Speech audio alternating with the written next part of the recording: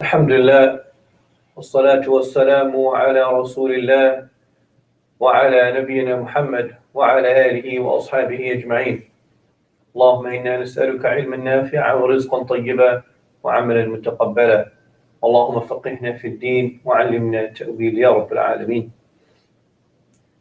Alhamdulillah, yesterday we discussed the zakat that is due for lenders or creditors, and also the zakat that is due for the one that is in debt.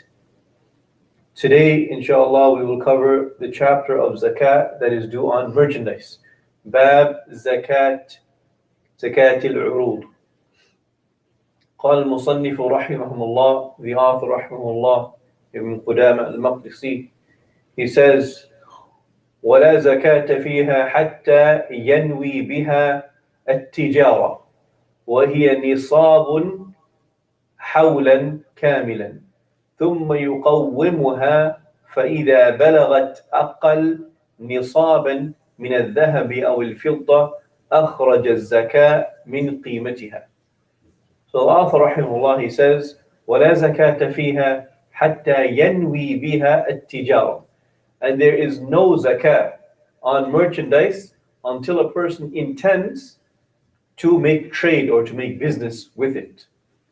So for example, if you purchase a car and your intention for this car is that you may use it, you'll use it for a personal use, right? It's an extra car, but you still intend to use it for personal use. For example, maybe you bought a pickup truck and you said, this pickup truck I'll use when I need to move things, when I need to, purchase, big appliances, etc.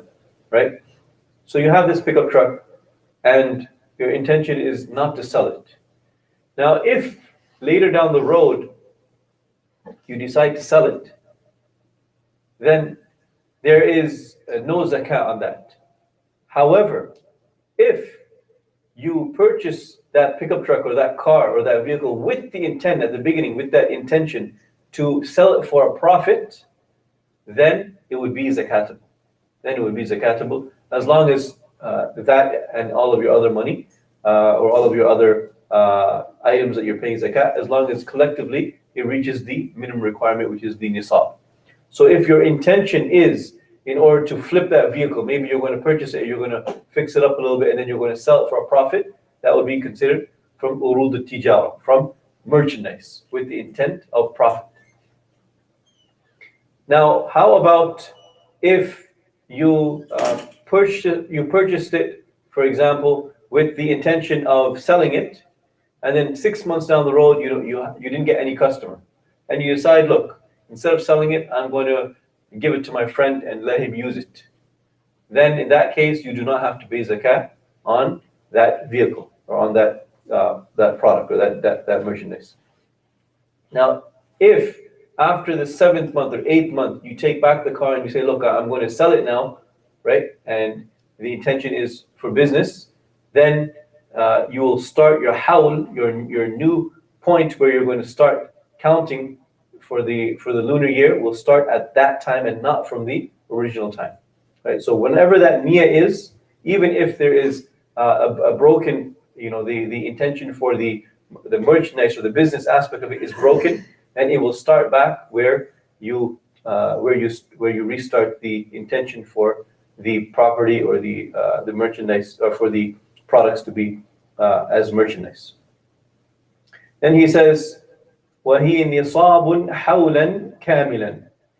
And it is the nisab for the entire year. So you have to have the minimum amount, which is the nisab, in your business or your trade. So your merchandise, for example, you own a store and you have more than the nisab, you have to have it for 1 year, right? So if you just started, then you don't have to pay zakat on that. You have to wait for an entire year. And when we talk about hawl and the entire year, this is in the lunar calendar, the lunar year, right? And everything, when we talk about fiqh, when we talk about Islam, when we say year, we mean the lunar year. So it's a good idea to get familiar with the concept of the lunar year, so that we are so that we can apply it to our daily lives in terms of fiqh and Islam in general.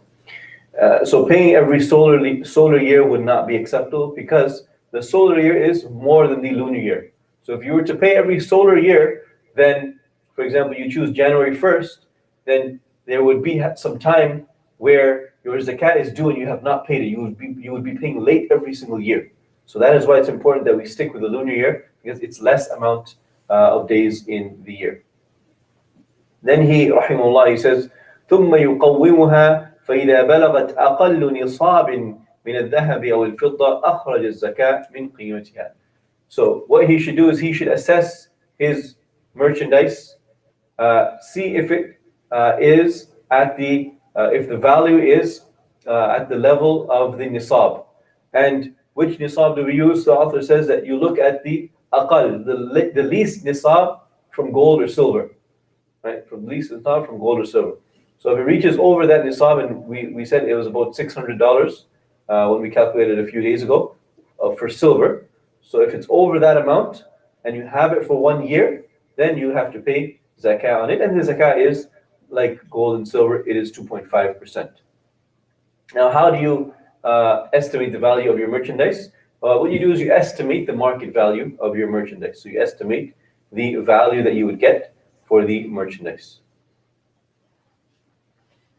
Then here, rahimahullah, he goes on to say, وَإِنْ كَانَ عِنْدَهُ ذَهَبٌ أَوْ فِضَّةٌ ضَمَّهُمَا إِلَى قِيمَةِ الْعُرُوضِ فِي تَكْمِيلِ النِّصَابِ. And if the person owns gold or silver, or likewise cash, then he should add its value to his merchandise to complete the nisab. So an example is, for example, you own about $200 worth of merchandise, right? That in itself does not qualify or does not require you to pay zakat. But you have another $1,000 in cash that you've kept for 1 year. So you put them together and you pay nisab on the full amount. So when we're calculating for the nisab, if you reach that threshold, you have to look at your entire value, right? So your merchandise and also the savings that you have in any other type of zakat that you would add it to. وَإِذَا نَوَى بعرض التجارة القنية فلا زكاة فيه ثم إن نوى به بعد ذلك التجارة استأنف له حولا. So this is what we were speaking about earlier. If a person intends for his merchandise to be private property, for example, personal use. So you have the car and you intend for that. You know, at the beginning, it was merchandise. You bought that car with the intention of selling it for a profit. If a person now intends for that to be private property, now you're going to use it for personal use, there is no zakat on it. If afterwards he intends to prepare it again for trade, right? So he says, okay, I'm going to stop using it for personal, but I'm going to try to make some profit off of this and sell it for a profit.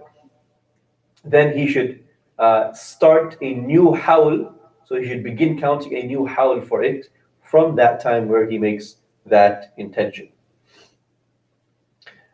So we have finished the chapter. Just wanted to add the zakat on stocks and shares, because this is something which a lot of us are involved in these days. How do we pay zakat for stocks and shares? So if the intention for your shares or your stocks is for profit, for example, you're day trading or you're trading, and your intention is that one day you're going to sell these shares for a profit, for a big profit or a small profit, whatever it is, but you're trading it for profit, you're buying and selling, then it would be treated like urud al-tijara. It would be treated like merchandise. So you would pay zakat on the entire amount.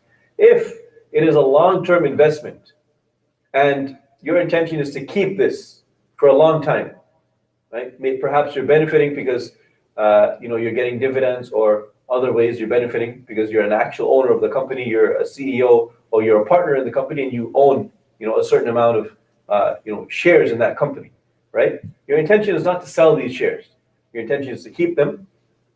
Then what you do is you look at the company and you look at the things which would be considered urud, which would be considered merchandise, and you pay zakat on that. Because of course, if you own a company, right, even if you own a company yourself, right? You own maybe a factory and you're producing, certain amount of things. Do you have to pay zakat on the building and on your machinery and all of these things? No.